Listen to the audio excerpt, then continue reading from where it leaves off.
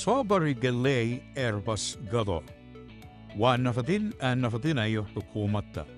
mana aha nafadintu in aan duminayo dowladda bal waan saxaya hadduu hadalkaygana noqdo khalad waa la inardini karaa oo sidaas bay dowladda ku sii xoogaysanaysaa maqaalkan waxaan ugu daray Soobarigalley Airbus gado dowladda Soomaaliya runtii waa arrin lagu farxo in ay soo celiso Somali Airlines laakiin waa markay shacbigeeda ay sugaan qutul daruuriga in ay sugaan xukuumadda may soo bandhigin feasibility study qeexayo in Somali Airlines ay tahay mashruuc mudnaan leh suuqa waxaa ku jiro shirkado diyaarado ah sida Ethiopia Airlines, Egypt Air, Qatar Airways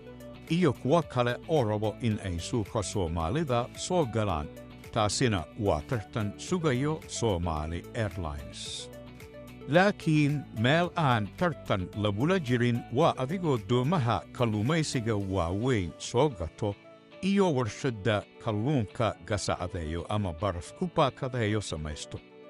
lacag qalaad waad heli sugnaanta qutul daruurigana waad ka qayb qaadani shanta qaaradoodna waad u dhoofini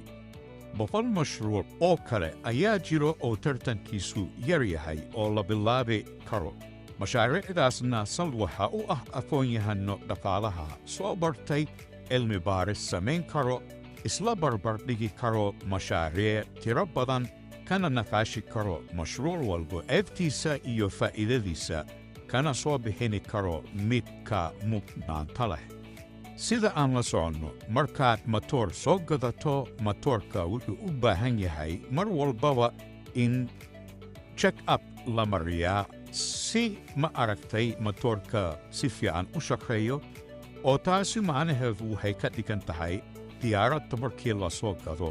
iyada aa u baahanayso in masruuf la siiyo oo faa'iidadii ka soo laabato iyada baa lagu celini marna oylada ka bedel marna baalasha ka bedel marna wax kale ka samee marka Soomaaliya sidaas